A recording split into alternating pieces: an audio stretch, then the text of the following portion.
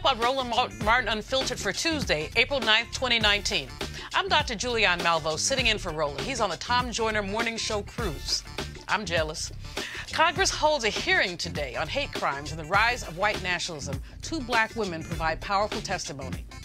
A new poll says Americans have negative views of the country's racial progress. More than half say Trump has made race relations worse. We'll break it down. Senator Cory Booker introduces legislation to form a commission on reparations. He says we need to do more than merely acknowledge the past. We must deal with the discrimination of the present. When black neighborhoods get new stores and apartments, black residents are often priced out. It's called gentrification, and some see it as a positive trend. Not me. We'll talk about it to an activist who also thinks it's bad for us. And I'll talk with the president of the University of the District of Columbia about who gets into college and why. It's time to bring the funk on Roland Martin Unfiltered. Let's go. He's got it. Whatever the miss, he's on it. Whatever it is, he's got the scoop, the fact, the find. And when it breaks, he's right on time and it's rolling. Best believe he's knowing. Putting it down from sports to news to politics. With entertainment just for kicks, he's rolling. It's on go, y'all. It's Roland Martin, rolling with Roland now. He's funk, he's fresh, he's real, the best, you know he's Roland Martin now.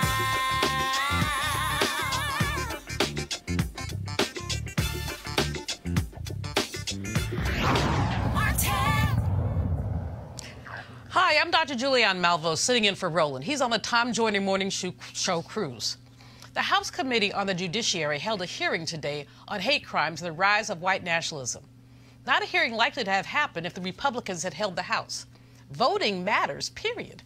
One of the first witnesses was my friend, powerful advocate, Eva Patterson, who's the president of the Equal Justice Society in Oakland, California. She summed up the problem in just a few powerful minutes. Some of the things I'm going to share with you are difficult to hear, but they are facts. In August 1619, 400 years ago, 20 enslaved Africans landed at Jamestown. In order to sell, rape, and beat these Africans, white Americans, and I know none of you own slaves, had to see us as less than human. Thomas Jefferson said the following about me and my ancestors. They have no tenderness and love, they are intellectually inferior, they are physically unattractive. Thus began a narrative, says law professor Shauna Marshall, that black people were only good for physical labor, we were inhuman and violent. This was a narrative necessary in order to justify slavery. White supremacy has been a feature of the mistreatment of Native Americans for years, and it was applied to Africans once we arrived here. From the beginning of our country's inception through the Constitution, the Founding Fathers knowingly and consciously embraced slavery and white supremacy. Politics, including the three branches of government, have played and continue to play a role in the perpetuation of white supremacy and the continued mistreatment of black people, either through action or inaction. In 1857, the Supreme Court, in the Dred Scott decision, reinforced white supremacy by saying black people have no rights, that white people need respect. Ultimately, slavery ended, the Reconstruction era happened, black men could vote, and then politics reared its ugly head once again. Federal troops were withdrawn from the South in order to place Rutherford B. Hayes in the presidency, and the reign of terror in the South began. Once again, I'm a Southerner. The Ku Klux Klan came about. They were white supremacists. They lynched people. They made sure that black people could not vote. For years, the NAACP asked Congress to act on anti-lynching laws. Congress refused to act. Fast forward to 1964, our fellow Texan got the Civil Rights Act passed, but when it passed, he said, we have lost the South for a generation, he said, of Democrats. 6 years later, the Southern strategy was devised to encourage white people to abandon the Democratic Party and vote for the GOP. It was a shrewd and effective political strategy, but it drove yet another wedge between black and white people. Fast forward to 2008. America elects a black president. Unfortunately, this proves very unsettling to many people who have felt superior to black people when there's a black president and a black family in the White House. In 2015, Donald Trump began his campaign by calling Mexicans racist. He called for a Muslim ban. When white supremacists marched in Charlottesville chanting, "Jews will not replace us," and "blood and soil," which is straight from the Nazi playbook, Mr. Trump said there are good people on both sides. He recently called asylum seekers animals. Dylan Roof goes into a place of worship and murders black souls. Jews are slaughtered in Pittsburgh. Muslims are slaughtered in New Zealand. We need the Congress to stand up and act. Ranking Member Collins, I was so delighted to hear your strong statement against white supremacy and that the Republicans took a lead in denouncing it. But we need you to do more. Out there where I live in California, we're not so sure where the Congress stands on white supremacy. So we're delighted that you're speaking up. I'd also like to address Chief Justice Roberts, who dismantled the Voting Rights Act in Shelby versus Holder. He said racism had been eradicated. That simply is not true. I hope he will talk to Justice Judge Bernice Donnell from the Sixth Circuit, who writes extensively on racism.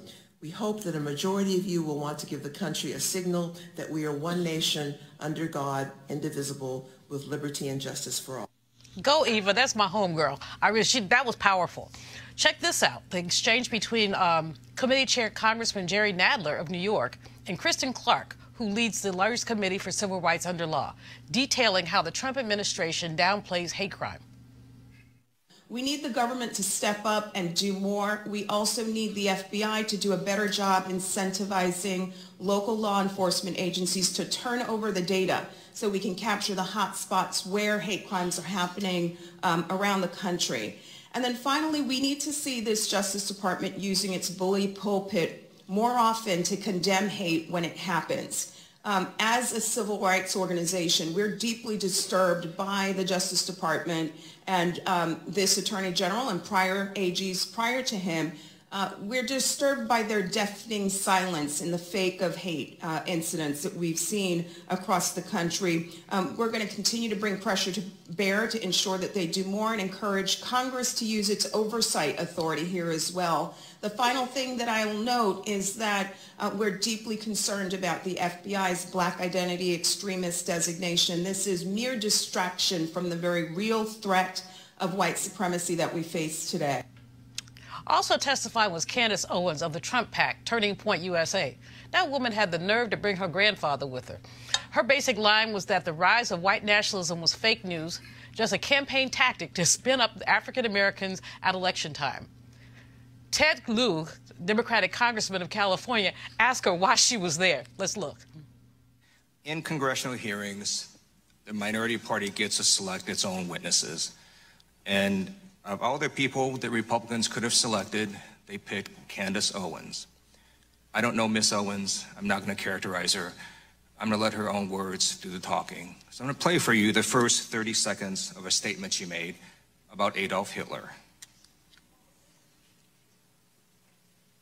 I agree. I actually don't have any problems at all with the word nationalism. I think that it gets, the definition gets poisoned by elitists that actually want globalism. Globalism is what I don't want. So when you think about, whenever we say nationalism, the first thing people think about, at least in America, is Hitler.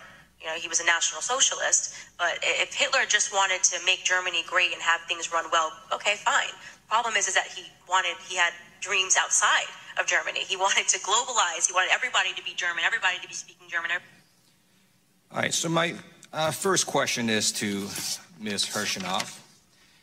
Ms. Owens said, quote, if Hitler just wanted to make Germany great and have things run well, okay, fine. The problem is that he had dreams outside of Germany. So when people try to legitimize Adolf Hitler, does that feed into white nationalist ideology? It does, Mr. Lieu. I know that Ms. Owens distanced herself from those comments later, but we expressed great concern over the original comments. Great. Two more things about the hearing. It was streamed live on YouTube, and the comment section was so filled with hateful speech, white nationalist speech, that YouTube had to shut it down. And we're having a hearing about whether or not there's any white nationalism. All right. And take a look at Kristen Clarke watching Candace Owens testify. Talk about shade.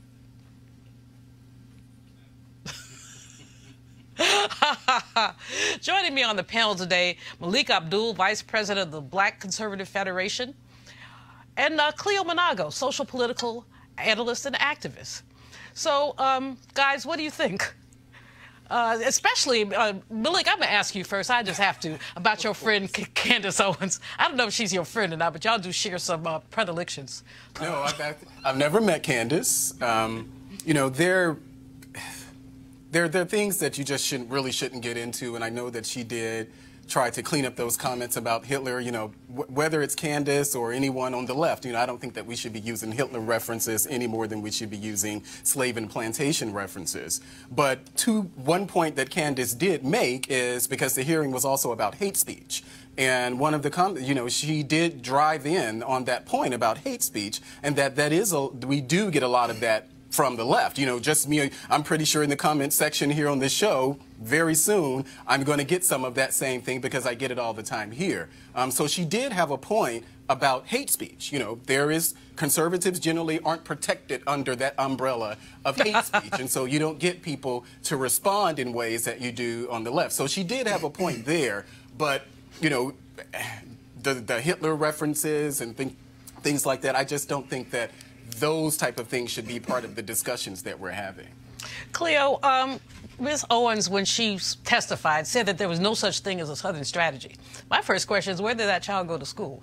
But you don't have to answer that one. You know, when you hear this revisionist history coming out of people's mouths, what do you think? And how do we combat that? Well, I wish them luck. Ava Patterson was brilliant. I've heard her speak before, and she's always brilliant. Everything she said was true. And I wish them luck trying to fight against a deaf devil who does not care about whatever they have to say, against them defending themselves, sustaining their power, and against them trying to break down any kind of opposition to them. Good luck with that. I use my energy in other ways, and it focuses on people similar to Candace Owens. I think one of the black people's biggest problems is self-hate crimes, which is different than hate crimes. She committed a hate crime on her grandpa by bringing him. Why would you bring your grandfather as a prop to something like that? Well, because people who are dealing with self-hate issues are very serious about deflecting issues of racism, et cetera, and being on the side that they're on. They're desperate. They bring grandfathers where they can bring to make their case. But self-hate crimes is a consequence of black people being too focused on assimilating and adapting to oppression instead of being more relentlessly focused on dealing with the side effects of oppression on the black psyche. People like Candace Owens are the result of neglect in terms of getting her to understand the issue of racism and its impact on black people. The murder of Mr. Hustle in L.A. was a self-hate crime. Yes, it was. And there has not been enough talk about self-hate crimes, which I think are more of an immediate problem than the systemic problem of white supremacy, which is not going anywhere. The best we can do is get a closet white supremacist to act liberal and act caring in public. Then they go into the voting booths and do what they really want to do because people want power. And they have power, and any type of threat to that, people are going to do all that they can, including act like they like you, so they can go do what they really want to do to get you to relax. So, Malik, what do you think the significance of these hearings were? As I mentioned, if Republicans had maintained power, we would not have had these hearings. Right. So what do you think the significance is? I'm really not sure, and believe it or not, I watched the entire hearing. I was trying to navigate between that and the Barr hearing. I thought you'd been a bar. Well, somebody did tweet, "Don't ever trust a man with a bow tie." So, but you know, I'm really not, you know, and I listened to it, and I'm really not sure. You know, they did provide a space to talk about these things, but as far as the Democrats provided a space to talk about these things, but I don't know how far that actually got us in the and when I say that, you know, when I'm listening to them, you know, it's of course they went to talk about Trump. So they talked about the fact that, well, you know, it starts at the top, Trump doing things to encourage it and things like that. I think that, you know, hate speech in and of itself is apolitical. You know, it's not It doesn't. It's not Democrat. Did it's you not. Say that hate speech was apolitical? Right, a hate speech itself. You know, it doesn't have a Democrat or Republican or anything like that. Hate speech has a very different impact. If I call somebody a honky, I mean, whatever. If someone calls me the N-word, that is invoking lynching. That's invoking all of that. Right. So it's a different thing. But somebody like me, it's a false equivalency. Right, but I don't think so, because, and I go back to my point that I was making about Candace. You know, okay, well, maybe not the H word or the N word, but I'm often, as a Republican, I'm often called these things, whether it's Uncle Tom, coon, anything that you... Okay, does it hurt you? No, it doesn't. Okay, so... No, but because it doesn't hurt me, because I have, I'm from Mississippi. You know, I have Teflon skin. So, these things don't hurt me because I approach it knowing that you don't know me. You don't know me to make those type of assumptions, but the assumptions they do make. So if we're talking about hate speech, I mean, there are really hateful things that are often said about conservatives that we just don't talk about. I'm not a Republican and ain't getting ready to join, but I'm not a Democrat either. But I agree with parts of what he's saying, and even milliseconds of what Candace Owens said in terms of her being chased away by some black folks at a restaurant or something like that. Yeah. I do think that people... Well, civility is gone. That's the issue. Civility is, I mean, whether people think that cruelness and viciousness and calling people names. I mean, I've seen the amount of names people call you, and I tried to get a scale that could weigh them, but I can't find one that powerful. But anyway, my point is that I think that we need to take, that's a whole other conversation, but we need to take a look at this co-abuse phenomena in this culture where both people are aiming to claim that they want to change society for the better, but there's a lot of viciousness going on here that's very dehumanizing on both sides. So that's true. Well, we'll give you that, but I think it's a false equivalency. I give you your point, but I do think it's a false equivalency. But we're going to move on. A quick update on a story we reported on yesterday. The 3 church fires in Louisiana were all set deliberately. All set deliberately. So on to our next story. The Pew Research Center is one of the most respected polling organizations in the world. One reason: it's not a for-profit business. It's funded by trusts set up by long-deceased members of an oil-rich family. So they spend a lot of money on their polls, and they're good. Today they released Race in America 2019. They polled over 6,600 adults, 6 times the number usually represented in polls. The headlines: Americans have negative views of the country's racial progress. Surprise, surprise. More than half say Trump has made race relations worse. Again, a surprise. Drilling down, here are their key findings. 49% of white people and 73% of black people believe that Trump has made race relations worse. 37% of white people and 78% of black people believe our country hasn't gone far enough in giving blacks equal rights with whites. 56% of white people and 71% of black people believe race relations in the United States are generally bad. 58% of white people and 84% of black people believe the legacy of slavery affects the position of black people in American society today a great deal or a fair amount. 7% of white people and 50% of black people believe it is not too likely or not likely at all that black people will eventually have equal rights. 65% of people believe it's become more common for people to express racist or racially insensitive views, while 29% believe it's about as common as ever, and 5% believe it's less common. 45% of people believe it's more acceptable for people to express racist views or racially insensitive views, while 31% believe it's about as acceptable as it's always been, and 23% believe it's less acceptable. Here's another surprise, y'all. Compared to President Barack Obama, most people, by a 2-to-1 margin, think Trump has made race relations worse. So y'all stunned about any of that? You know, Cleo, you study all this stuff and you talk about it a lot. This poll seems to be stating pretty much the obvious. The one thing that strikes me is the gap between what white folks think and what black folks think. It's like we don't even live in the same country. Well, you may remember the polls that came out. Several polls came out after the Michael Brown murder in Missouri. Well, and that was after Trayvon, and that was after Tamir, and white people still said that they felt pretty good about police behavior in this country, even in the wake of all these murders. And black people, obviously, it looked just like these polls right here in terms of the difference in perspective. And like I said before, one group looks at the group as protecting them, that's the white folks, and doing their due diligence to make sure that they stay powerful and stay the most honored group in this country. And the other group is the victims, if you will, of the police system. And so this is the same thing. But one thing I want to say real quickly is that I think it's tragic that black people are still depending on white people for equal rights. I don't believe we should have white people determine our rights. We should just do what we need to do. Now, I know there's things similar to redlining and there's gentrification and all these things, but we could gentrify our own communities if we weren't dealing with self-hate crimes. Well, and also there is a wealth gap, Cleo, that really does, I mean, if we look at the gentrification issue, which we're going to talk about later on, but the wealth gap is very significant when we talk about what we could do for ourselves. I agree with you that we should not be depending on white folks to do anything, but there are laws that discriminate against us. There are structures that make it more difficult. We'll talk about some of that later in the show about education and other things. So while, you know, I love the way your brain works, and we agree most of the time, but and I don't believe in asking white folks. I'm James Brown. You know, open up the door and I get it myself. But I think that the way the poll is looking is really looking at the distribution of stuff. To me, distributional issues. But I'll be quick because I know my brother has some wonderful things to say. I went from rats and roaches to a life that has, relatively speaking, some level of means.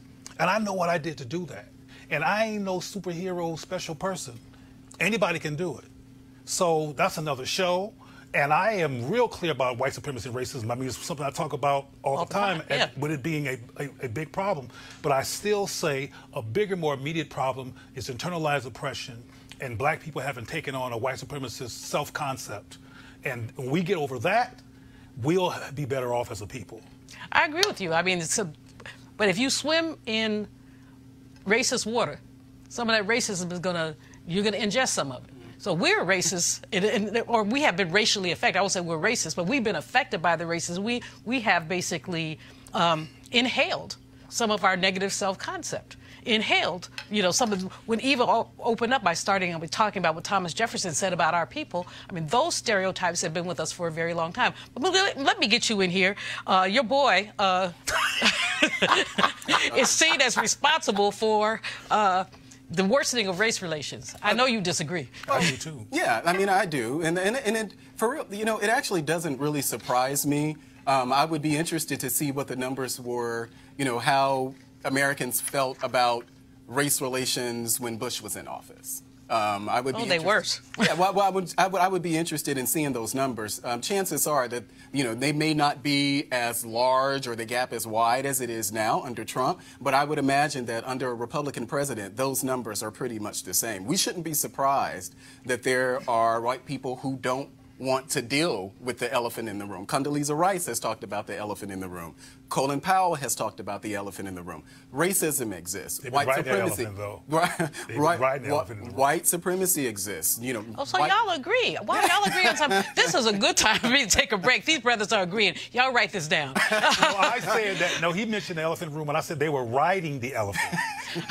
I'm not necessarily completely agreeing with him. All right, we're going to a break. We're going to come back to answer the question: who stopped the go-go music in Washington, D.C.? We'll be right back. You want to check out Roland Martin Unfiltered?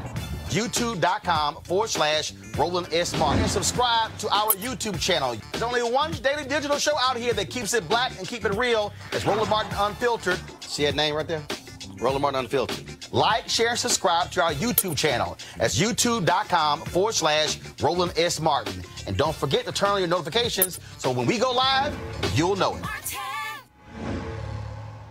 You want to support Roland Martin Unfiltered? Be sure to join our Bring the Funk fan club. Every dollar that you give to us supports our daily digital show. There's only one daily digital show out here that keeps it black and keep it real. It's Roland Martin Unfiltered. Support the Roland Martin Unfiltered daily digital show by going to RolandMartinUnfiltered.com. Our goal is to get 20,000 of our fans contributing $50 each for the whole year. You can make this possible. RolandMartinUnfiltered.com.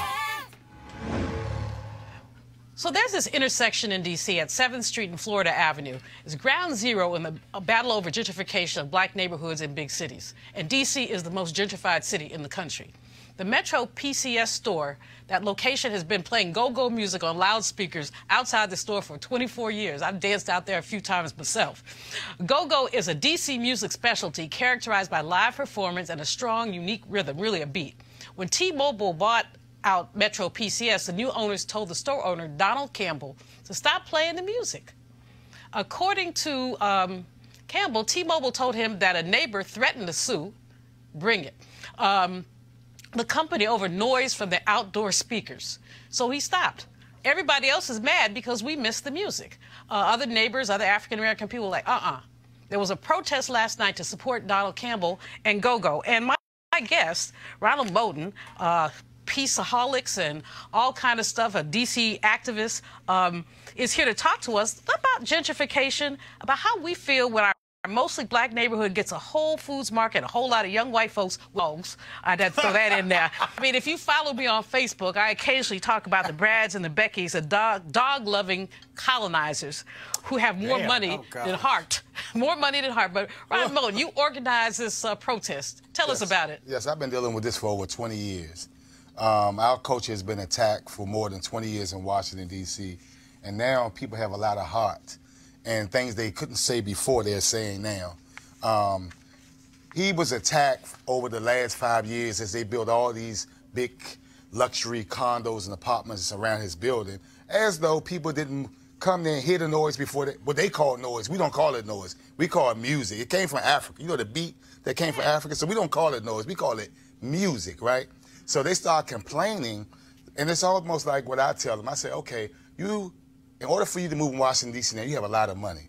So that means you have a lot of money to move back where you came from. Okay. So if they don't like the music, why did you get upset with something that you knew was there? So they're culture killers. You look at that apartment that you live in, you heard the music then.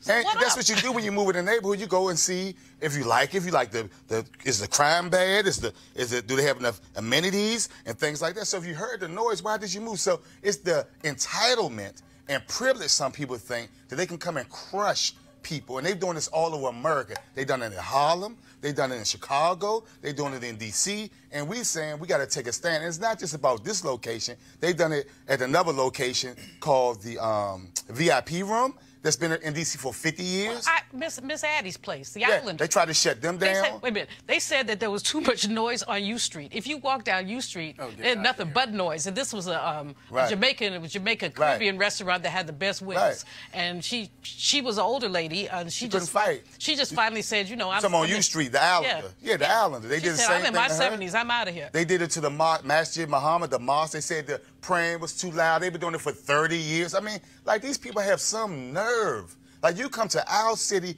we were here paying taxes, we were here doing all these things when nobody wanted to be here, and then you come here to a vibrant city and tell us to get out? But brother, there was a whole country here full of vibrant people. Right. They first came in talking about manifest destiny. Right. So they're just being consistent. You got to give them credit for being consistent. We need to be consistently resistant and be just as consistently resistant as they are. Gentrification is annihilation and conquering. Right. That's what it is. And it's white supremacy. And we can't. And I'm not saying what you're doing and not doing, because I don't really know. I'm just meeting you for the first time. But we need to organize with bodies against this whole thing, because this is a conquering of us. Well, I tell you what I'm happy about. Over 45,000 people to this moment have signed a petition in one day. Black and white people. Is it online? Yes. Tell us where it is. Okay. Don't mute DC music. And the thing about this is, black and white people have come and tell this one white guy and the few bad people who told me that we are disrespectful because we are playing go-go music in their community. In their community? Wait a minute, isn't this right by Howard University? It's their community. Yeah. In their community. Yeah. Right? And I'm going to tell you something. Right across the street, there are two rooftop party places where if you walk past there at 1 o'clock, you hear all this noise, but they don't have a problem with that. And the problem is when they see many colored people, they have a problem. Well, can I just say something just very quickly? Sure. Because we've heard this. I remember whether it's U Street or there were people who moved to China, Gallery Place, Chinatown, to complain about the street performers and things who were out there, knowing that they were there. But particularly with this particular, I think it's important to point out that the problem is that there's a loudspeaker that is placed outside the store. And so that's what people are protesting. For 25 years. Whether it's 35 or 45 years, the fact is that the loudspeaker is placed outside the store. They were asked to place the loudspeakers inside the store. And so that's where people started to... And they're not breaking any laws. Right. So they didn't break any ordinance laws. So if you're not breaking the law, why put your speaker inside? I mean, we've been doing this in this city since I've been born. I remember people used to go around with their big boom boxes. Don't mess with our culture. Don't mess with our history. If you don't like it, go back to the born place that you came from. Go back to holy hell. I just want to bring up, over the weekend, Dr. Ron Daniels at the Institute for the Black World had a summit on gentrification. I participated in the town hall meeting on Friday evening. We had people talking about Newark, talking about Houston, talking about the fact that this is happening all over the country. Part of this is a lot of people would like to think of gentrification as an economic phenomenon. But in order to think of it that way, you have to really address the issue of the wealth gap. So, Ryan, when we were in Newark and people started talking about solutions, the solutions really have to be connected to deliberate public policy on the part of the city. So what do you think should happen? So we're having a meeting on Thursday at the Check and Secret Garden to address this, because my thing is, even in Anacostia, we're trying to buy our property. If you don't buy no land, you don't rent nothing. So our goal is to buy, and our legislators and everybody had to put their money where their mouth is. They give a lot of people money and resources to acquire this land, even with the Opportunity Zone. One of the things I like about my friend Jimmy Kemp, who is a Republican, but his father was a great Republican who are black and white people, he said, if this legislation doesn't help the little people who do a lot with a little bit, it's not doing anything. So that's what I'm saying. If we're not helping the little people who get up off their butts every day and work hard and want to empower themselves in their community, don't want to commit crimes, don't want to put their hand on acting for nothing, if we're not empowering them, then we're not doing nothing. Well, you know, brother, as you know, I admire your work. I understand that you've got a hot date in a couple minutes and you have to leave us. So we're going to keep talking about the topic, but we'll get together again. And email me the information about that Thursday meeting. Yes, ma'am. I may show up. Okay. No, this is an issue.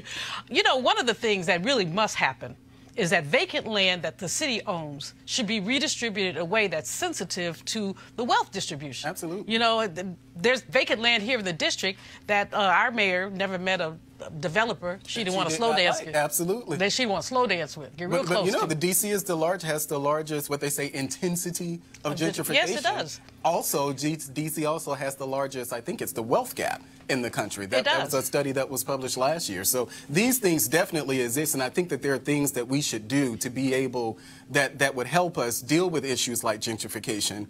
And, you know, they're like Ron, he's doing a great job. You know, there are a lot of people who are really vested in making sure that the opportunity is there. And so I'm glad that he mentioned Jimmy Kemp, because we had a conversation about, Jimmy and I had a conversation about Ron to actually talk about those things. So he's right on point with that. We may not agree about having the loudspeaker outside the store, but as far as gentrification and providing opportunities, I'm with my brother all the way on that. Well, absolutely. One of the best examples of resistance to gentrification came from New York City Councilman Charles Barron. He represents East New York. And one of the things that he's done, I mean, they have used various metrics to talk about what's affordable. Because, you know, sometimes in New York, they tell you 80 grand is affordable. Well, you know, if you make 80 grand, well, who makes 80 grand? The average income for black folks is like $35,000. So, you know, who makes 80 grand? So anyway, he has shown clear resistance, and he showed me, you know, some of the documentation. He and his wife have an interesting 1-2. She's in the assembly. He's on the city council. Oh, wow. And so they keep East New York real. Oh, wow. But that was a really good example of how you can resist gentrification with active public policy and legislators who are conscious. My problem with what we have happening here in D.C. is that half of these folks ain't woke. And I will say that that particular corner that we're talking about, you know, if you guys remember that corner, that particular block right there has gone through some transformation even over in the past 20 years. I mean, they've really cleaned up. Yeah, but they've been playing that music, and they shouldn't have to stop playing their music. Cleo?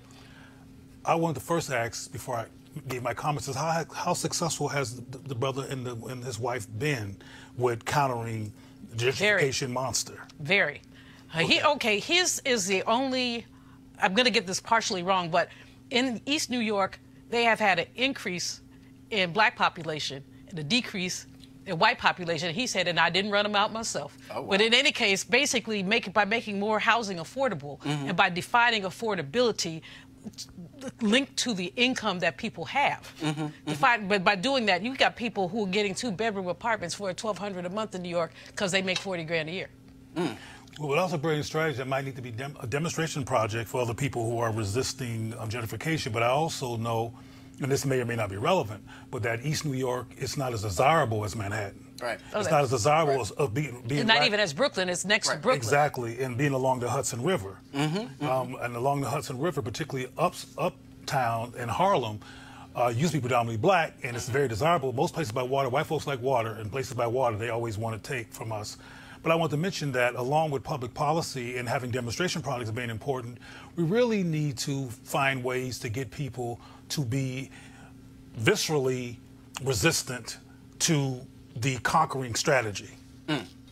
Because this brother is doing what he's doing, but there's not a mass of people in South Central where I'm from, or Crenshaw where I'm from, or right near where Nipsey Hussle was murdered, in the streets going, hell no, blankety blanks, you ain't taking our blank.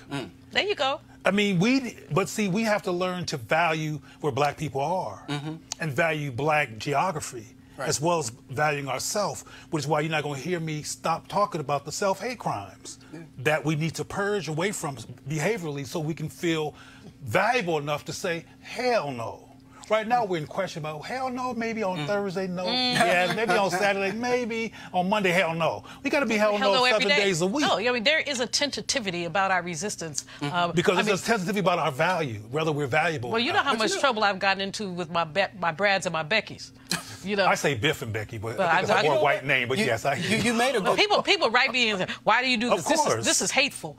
But it's not hateful. But you made a point about that East New York, when you were talking about the desirable location. One of the challenges here, and for people know, I'm the Republican who lives in Ward 8, which is DC's most under-resourced ward. And one of the challenges, even for people like me who are concerned about gentrification, is the they place the concentration of affordable housing. And they're all, most times they're in Ward 8. And so one of the things that a lot of, Ari Teresa, who's the guy friend of mine who filed the $1 billion lawsuit here, gentrification lawsuit in D.C., some of that actually has to do with being able to disperse the affordable housing throughout the city. But of course, they're not placing affordable housing in Georgetown. They're not placing affordable housing in Shaw. And places like that. And so the problem is that you end up having pockets, of, and I don't want to say poverty, but almost there, if you will. And so you can say poverty, get away with it. Well, poverty. Yeah, poverty is not a bad word. In fact, we have to use the word poverty more often because, I want there to be a presidential debate on poverty. Reverend William Barber has said time and time again, we won't talk about poverty. That's right. Finish your point, because I got to move on. No, well, I just wanted to say, so in talking about things like poverty and where the poverty is concentrated, one of the challenges is that these communities aren't self-sustaining. So you end up having a lot of mixed-income communities, which I really support. They're doing that a lot in Ward 8 now. So we just have to look more holistically about this and not just there ain't nothing holistic about colonization. I'm going to move on. New Jersey Senator and presidential candidate Cory Booker is frustrated with the conversation around reparations. He tweeted yesterday, I've been unapologetic in my belief that this just can't be about acknowledging the past. It needs to be about actually confronting racist policy that persists right now in the present. Because if we don't, we cannot guarantee that our future will be any different than our past. His comment, by the way, echoes what the Pew poll found. 50% of African Americans think we will never have equal rights in America. Today, Booker introduced a bill to form a commission to explore reparations. The bill is a companion to a House bill introduced by Representative Sheila Jackson Lee of Texas. Her bill was a bill to take off of H.R. 40, which was first introduced to Congress by Detroit Congressman John Conyers in 1989. And Clea, I'm going to go to you first because H.R. 40, since 1989, and this right into your self-hate crimes. How come all the Congressional Black Caucus have not signed H.R. 40. That was a rhetorical question, wasn't it, Dr. Malvo? And I'm relieved that you asked me this question when there is not a member of Congress sitting right next to me as it was last week. And I want to be respectful and honor the intentionality among the Congressional Black Caucus. But the bottom line is people in this society have been taught to assimilate and integrate and try to bring blackness into whiteness instead of recreating it in ways that affirm black people because they don't want to offend white people. Anybody who's afraid to talk about reparations, which is a clear case to break down in terms of its necessity, is afraid to offend white people. It's kind of like when you hear black people, grown black people say, today a white girl at my job did so-and-so. Some of them go, reparations. You know, they whisper it because they don't want to offend the invisible white person that's nowhere around because they're in our psyche. And it does go back to self-hate crime residual effect. From my perspective. I know that sounds serious, but black folks in Congress, why wouldn't you support reparations? I mean, John Conyers broke down, and Dr. Malvo has broken down in no uncertain terms the legitimacy of it. Even Ta-Nehisi Coates. That brother, whose name I don't want to mess up anymore, who wrote the piece in Atlanta. Oh, that was a brilliant piece. Absolutely brilliant. Backed up with statistics and data that justified the importance and legitimacy of reparations. Why don't you members of Congress go get that, borrow a copy of that? Because the question is, why haven't you said anything? And why are we waiting for people to run for president? For it to come up. For it to come up. Well, we even have white members of Congress, Jerry Nadler is one, who have endorsed H.R. 40, but we have many of us, African Americans, who have not. But, this is a historic first because the legislation has been pending since 1989, never having enough co-sponsors, never coming to a vote. But this is the first time that it's been introduced on the Senate side. Yeah. So now there's a companion bill. So that's very powerful, which would not have happened if there were not African Americans in the United States Senate. Malik, I know you got something to say, because you always have something to say. I would probably say that we may not have it now had Cory Booker not been running for president. As far as the discussion of reparations, if people want to form a committee to study it, I think that's fine.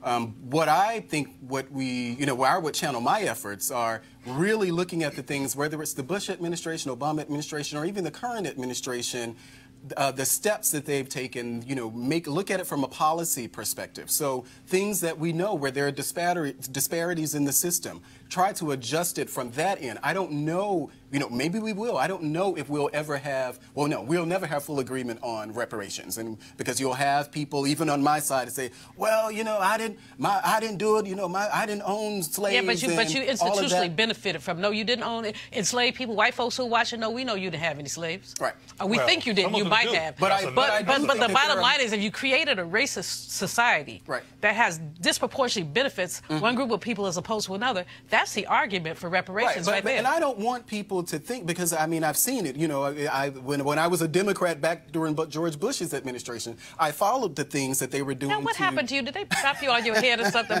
No, we're not going to talk about it. He got tired of the Democratic Party taking black people for granted, among other things. Well, that's reasonable. Yeah, it is reasonable. But I look at those things. The federal government has taken steps to address these sort of disparities. Local governments have taken steps to address these sort of disparities.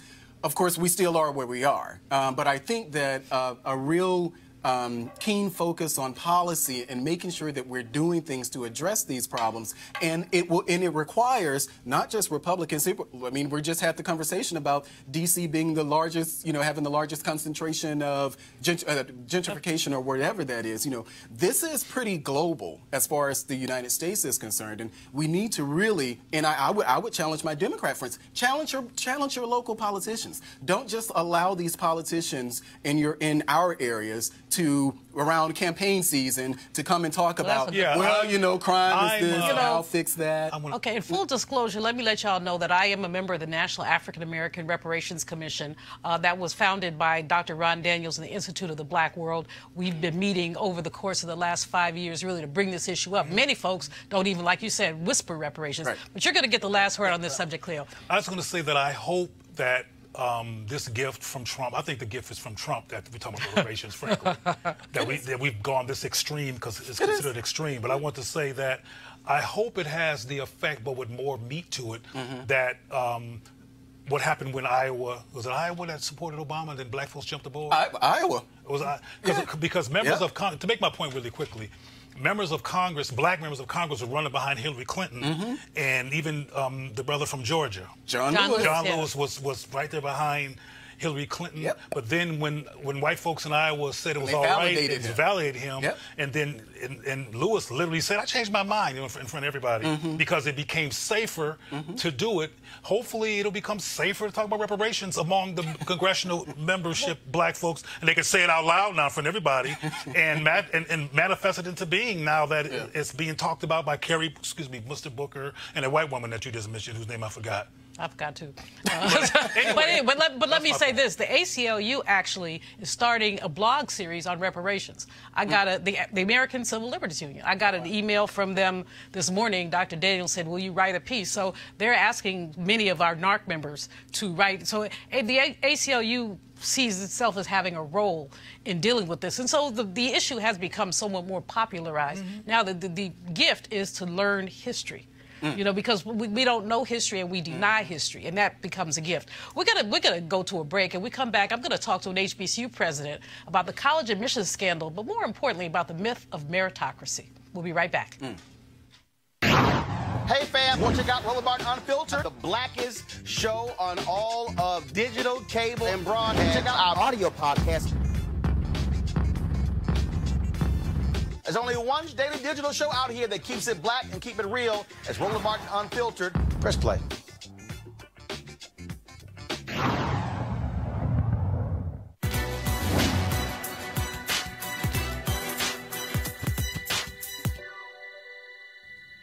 Every man prays in his own language, and there is no language that God does not understand. Composer and bandleader Duke Ellington.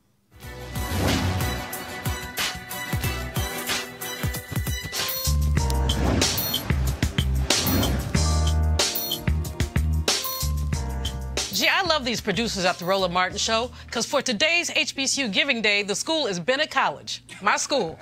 Bennett College is located in Greensboro, North Carolina. It's a women's college, was founded in 1873. Notable alums from Bennett include Dorothy Lavinia Brown, Mady Norman, Beverly Buchanan, Tony L. Cook artists, and many, many more. And of course, y'all know I used to be the president, as did Dr. Janetta B. Cole. It's a wonderful place. We just turned a corner, but we still have some crisis. Please donate to Bennett College, www.bennett.edu.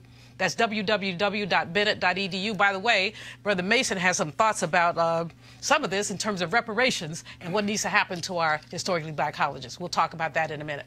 Calling all HBCU alumni, students, and leaders. Enter the Ford Motor Company HBCU Mobility Challenge and win $25,000 for your school.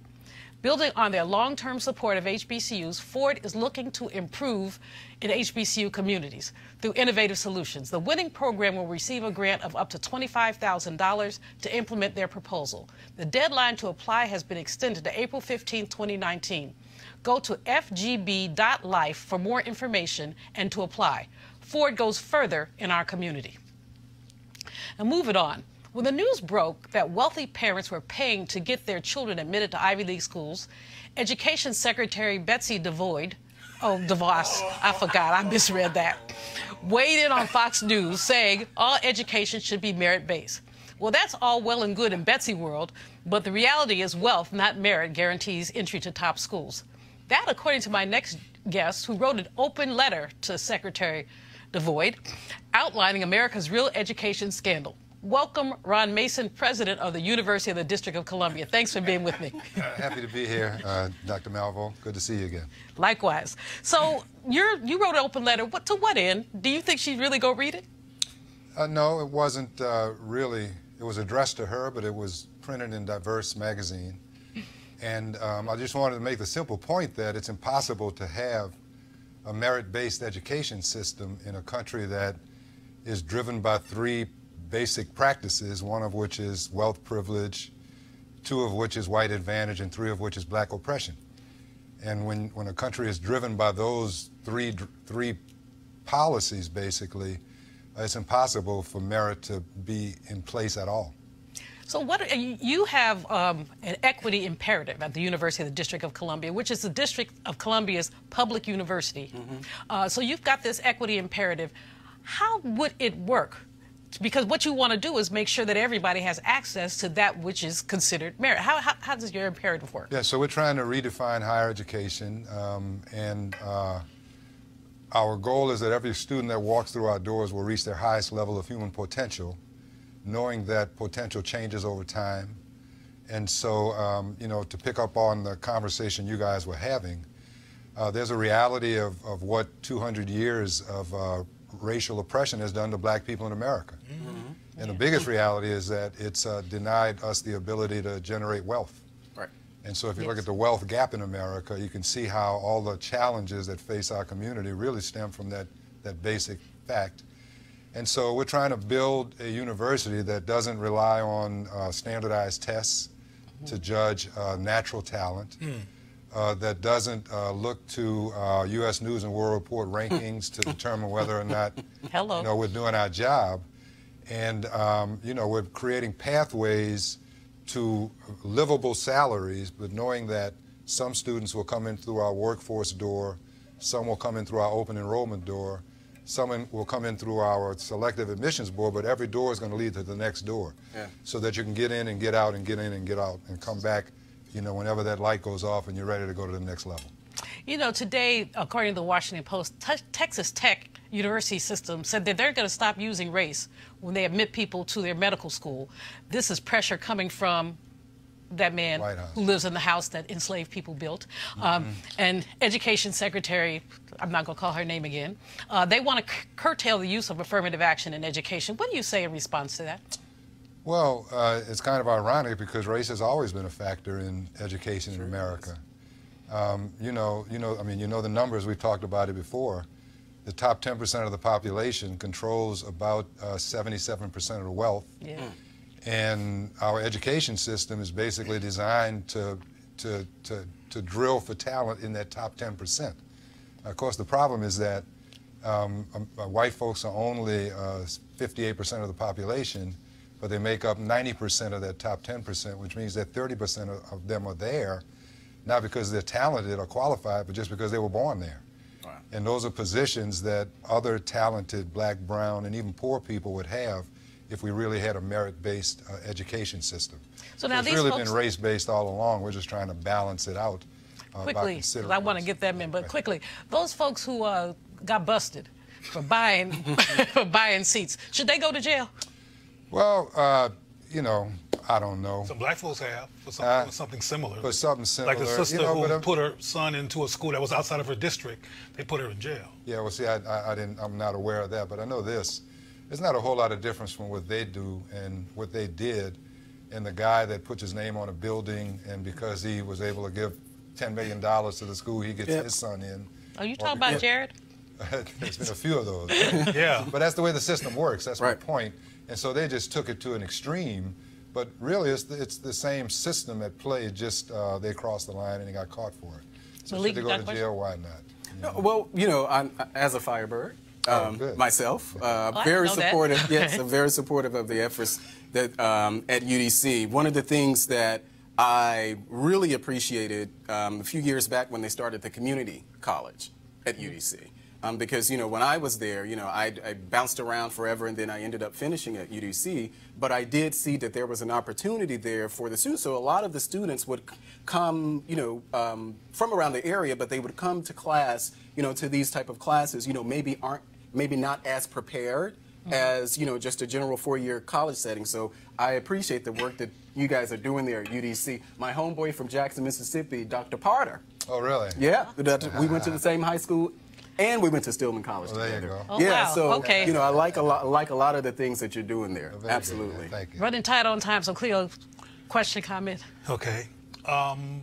When it came to taking these tests that determine intelligence, initially in my life I had some challenges with them, not because I wasn't intelligent, I finally learned later, but because the tests weren't built around my organic intelligence.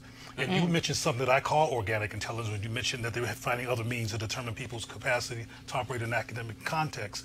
What kind of approaches have you taken to determine people's their organic intelligence capacity to be involved in academic institutions? Sure. So it's clear that standardized tests like SAT, ACT correlate directly with race and class. Yep. Because what they're designed to determine is whether you can be successful in the top 10% of the population, and who's going to be successful except the people in the top 10% of the population, right? So we've been looking at this tool that Gallup has called BP10. BP10? BP10. You can actually Google it. What it does is it assesses, it was designed to assess whether a student had high capacity for entrepreneurship. And they've been doing this all over Mexico, and they've started to do it here. But what they really determine is whether or not these young people have grit. You know, they just keep showing up. And so we we did 400 in the district and identified the top 10. And of the top 10, 4 of them were from Ward 8 and weren't predicted to do well in school. But they kept showing up, and they kept showing up, and they kept showing up. And at the end of the first semester, they all had A's and B's. And so, you know, we know talent is not distributed based on race and class at birth. Right. Opportunity is, right? And so we're actually working now on designing a community through 16 reworked, redesigned academy that identifies raw talent and then doesn't let it get destroyed. That's great. By the forces of the three forces I told you that destroys talent over time. Ron Mason, you're doing great work. We appreciate you. Thanks for coming out. We really appreciate it. We're going to move on to the next story. We don't have much time with it, but we got to do this story. You know, 45 is unable to articulate all too often. He said oranges instead of origins twice in less than a minute last week. Today there was, poor Malik, he can't take it. But, I mean, today there's an article in the Washington Post asking, can a president be too old? It talks about Trump, of course, but also points out that Joe Biden would be 82 at the start of his second term, and Bernie Sanders would be 83. And studies of old people find that between 16% and 23% of Americans over 65 experience some form of cognitive impairment.